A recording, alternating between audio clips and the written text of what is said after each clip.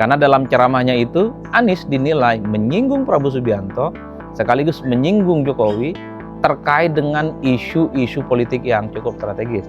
Bahwa pidato Anies Baswedan ini tidak lebih dan tidak bukan ingin memberikan kesan sebagai sebuah kritik secara terbuka terhadap praktik-praktik politik yang terjadi di eranya Pak Jokowi.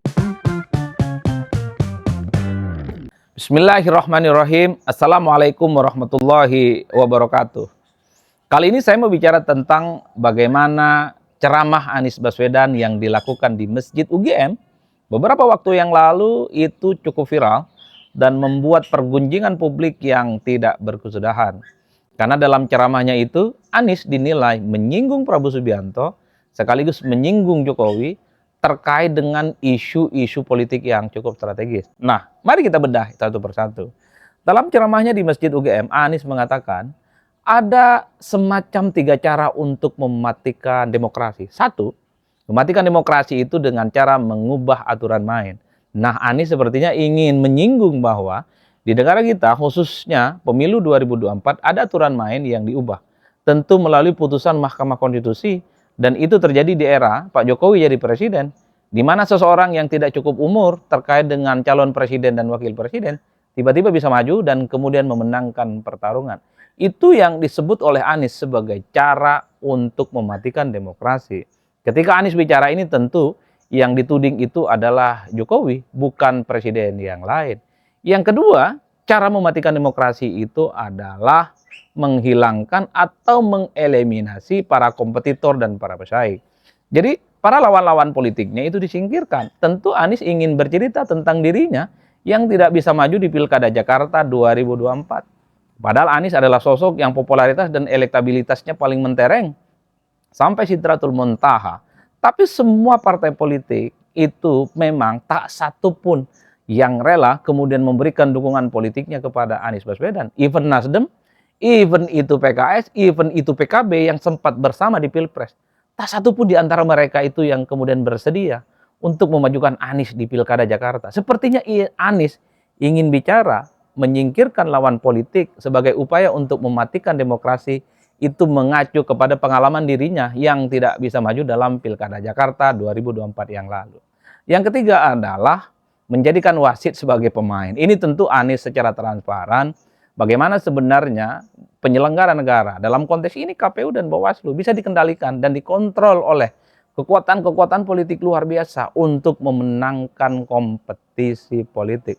Sepertinya inilah yang kemudian disebut oleh publik bahwa pidato Anies Baswedan ini tidak lebih dan tidak bukan ingin memberikan kesan sebagai sebuah kritik secara terbuka terhadap praktik-praktik politik yang terjadi di eranya Pak Jokowi.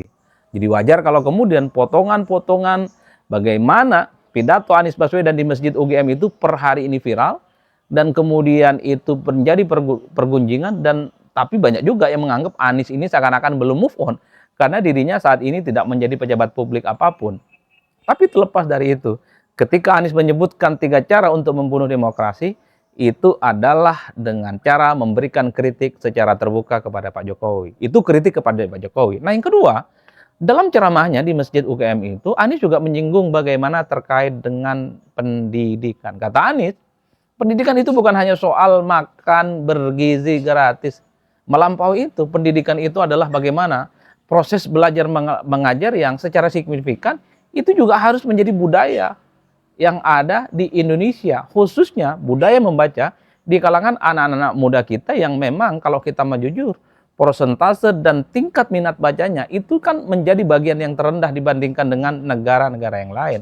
Jadi wajar kalau kemudian pidatonya Anies ini dianggap oleh publik sebagai upaya untuk mengkritik bagaimana kebijakan program makan bergizi gratis yang dilakukan oleh pemerintah saat ini, dalam hal ini adalah Prabowo Subianto, itu dinilai terlampau simplistis dan bukan satu-satunya solusi untuk menyelesaikan persoalan pendidikan di Indonesia.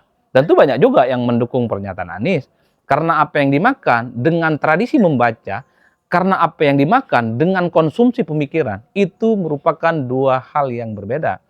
Karena tentu kita juga menyaksikan begitu banyak orang yang sebenarnya kelihatan sehat, makannya tertib, makannya teratur, dia adalah orang-orang yang berpunya, Tapi tradisi bacanya itu tidak seperti yang dibayangkan oleh banyak orang. Tradisi bacanya rendah dan cenderung dia itu tidak menghargai ilmu pengetahuan. Wajar pidato Anies Baswedan ini secara transparan itu dianggap sebagai upaya untuk memberikan kritik terhadap Prabowo Subianto yang kemudian membuat kebijakan program makan bergizi gratis. Justru banyak juga yang kemudian membuli Anies itu dinilai sebagai orang yang gagal move on, kalah pilpres, dan kerjanya adalah menyerang Jokowi dan menyerang Prabowo Subianto. Oleh karena itu, per hari ini tentu terlepas dari apapun, Anies itu bukan siapa-siapa, Anies bukan lagi gubernur, Anies itu sudah kalah pilpres, Anies itu tak dapat tiket maju dalam pilkada Jakarta. Bagi saya secara prinsip, maka orang-orang seperti Anies Baswedan harus sering-sering tampil ke permukaan. Karena setiap apapun yang diomongkan oleh Anies itu menjadi pergunjingan dan selalu menjadi amunisi bagaimana untuk memberikan opini-opini pembanding terkait dengan kebijakan politik yang ada di negara kita. Ya suka tidak suka, sekalipun Anies ini bukan siapa-siapa lagi, Anies dinilai sebagai orang yang kemudian mampu memberikan wacana-wacana kritis terkait dengan kebijakan-kebijakan apapun yang ada di negara kita. Tentu kita berharap bukan hanya Anies, orang seperti Ganjar Pranowo harus sering tampil kepada publik. Karena apapun, Anies dan Ganjar adalah orang yang sempat bertanding di Pilpres yang pastinya per hari ini para pengikut loyalnya selalu menunggu apa kira-kira yang akan mereka wacanakan. Tentu untuk memberikan kecerdasan terhadap kehidupan bangsa dan negara. Kelompok-kelompok kritis, pikiran-pikiran pembanding, dan narasi-narasi yang selama ini bisa menjadi feedback dan kritikan kepada pemerintah per hari ini harus diakui. Itu menjadi oase yang cukup penting di tengah bagaimana semua partai politik, di tengah semua komponen-komponen politik menyatakan tegak lurus memberikan dukungan politik kepada pemerintah. Maka salah satu yang paling banyak ditunggu oleh publik adalah pidato-pidato politik terbuka yang dilakukan oleh Anies seperti di Masjid UGM atau pidato-pidato politik yang mungkin dilakukan oleh Ganjar di berbagai tempat. Itu harus sering simultan dilakukan. Tentu untuk memberikan iklim bagaimana demokrasi kita itu masih sehat dan iklim demokrasi kita itu masih tumbuh secara signifikan. Supaya Indonesia itu tidak seperti majelis taklim, adem ayem dan terkesan tidak ada apa-apa di negara kita. Padahal kita tahu dengan adanya kelompok-kelompok kritis semacam ini, tokoh-tokoh yang selalu muncul dengan pikiran-pikiran yang tajam, tentu harapan terbesarnya konstruksi pembangunan Indonesia di masa-masa yang akan datang ini semakin mantap. Tujuannya adalah supaya pembangunan politik, pembangunan ekonomi, dan pembangunan hukum dan demokrasi itu sesuai dengan harapan di masa-masa yang akan datang.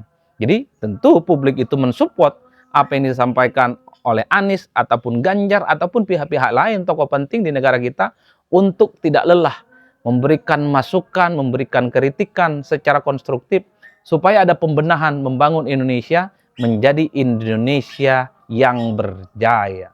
Jadi saya kira di situ. Salam politik syai'un syai'un, pastinya mantap, semantap-mantapnya.